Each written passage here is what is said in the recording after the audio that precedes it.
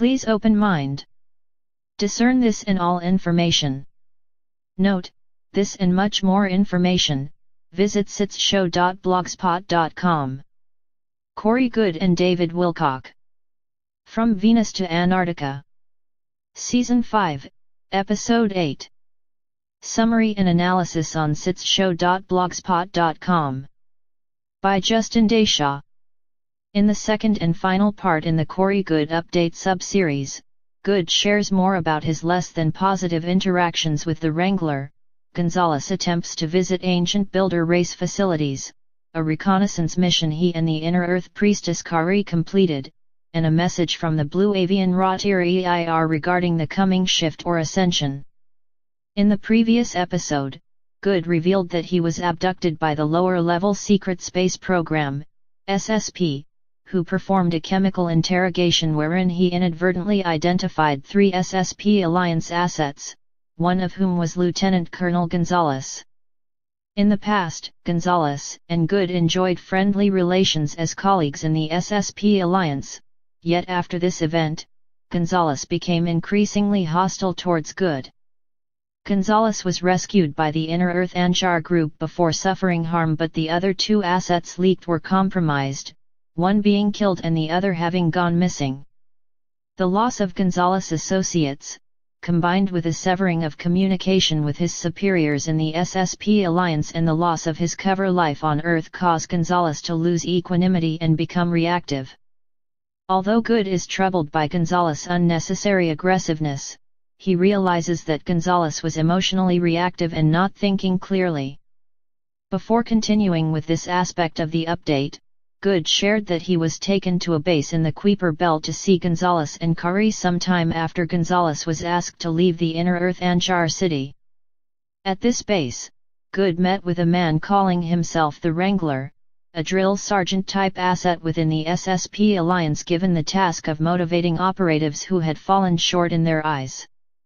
During that meeting, Gonzalez and the Wrangler provided sparse intelligence to Goode wherein it was revealed that the Cabal has been fleeing to secret bases in Antarctica and South America for several weeks.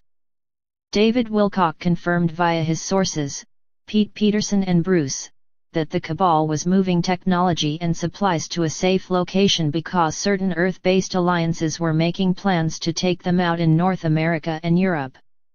Goode describes a massive subterranean network of naturally forming tunnels located at the ridge intersections of the Earth's crust. These tunnels allow the Cabal and other groups to transport cargo and assets from one location to another.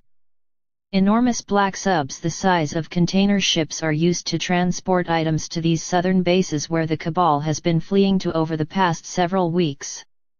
They are attempting to flee for several reasons. One already mentioned are the threats from the Earth alliances. Another is their fear of a solar event or shift, the very same event the Sphere Beings Alliance arrived in the solar system to help with. Given this move, the suggestion is that this energetic event that has been described as the rapture, the event, and the ascension is close at hand.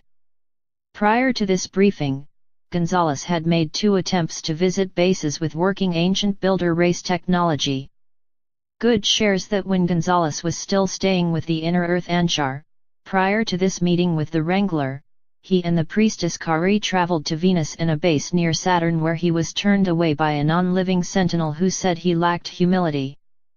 During the Venus encounter, Gonzalez was able to glimpse some ancient builder race technology that used a kind of holographic glass to project a series of ascending symbols on a vertical incline.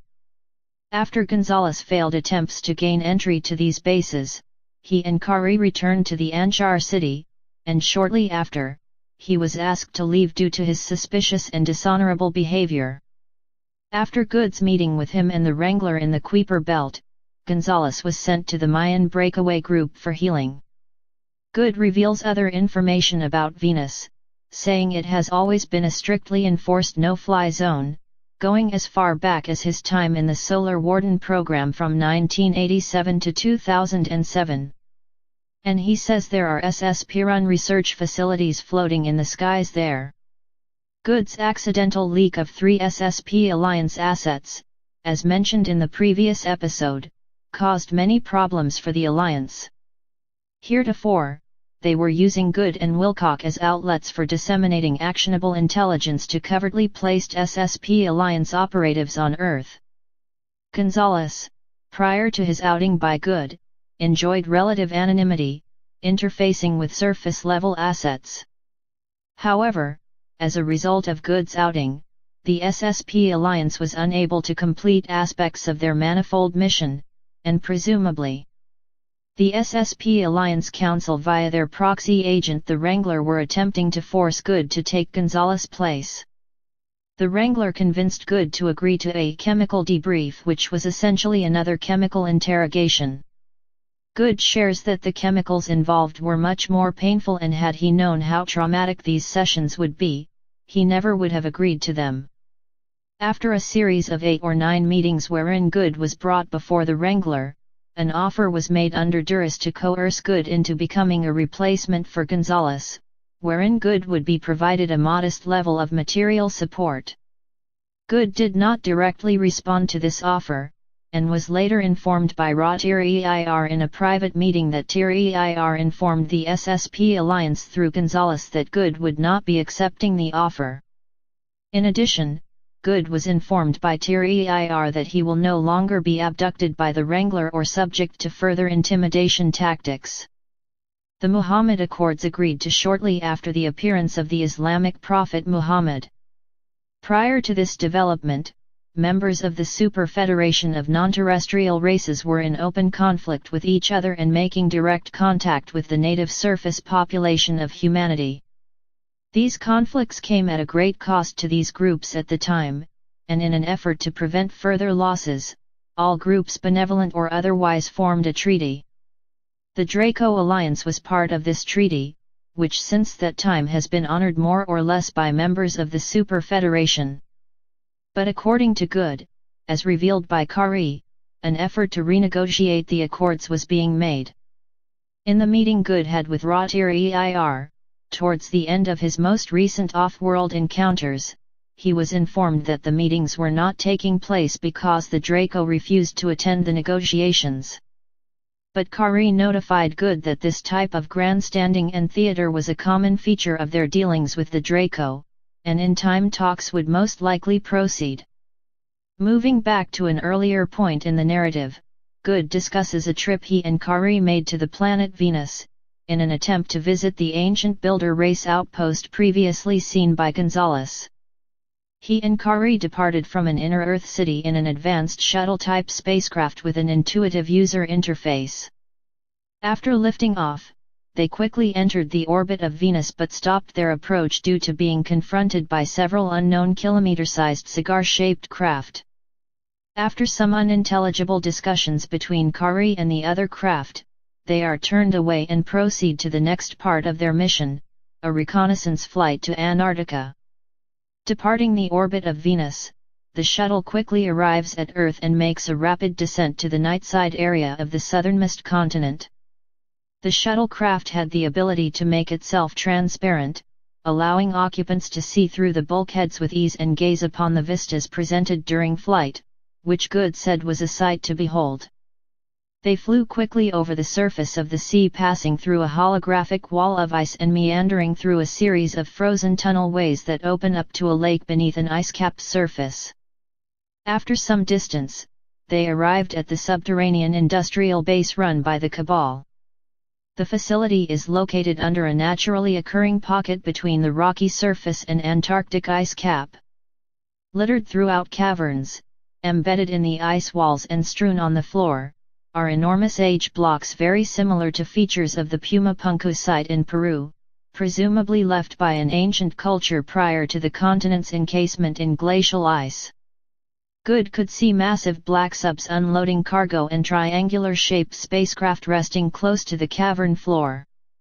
Goode was in awe of the sheer magnitude of what he saw, saying that the base seemed to have been progressively expanded over a long period of time. At this time, he wondered to himself how many of these bases were under the ice, at which point the shuttlecraft's intuitive interface produced a series of holographic displays with the pertinent information he subliminally requested. He saw a map of Antarctica with several locations highlighting where other bases were located.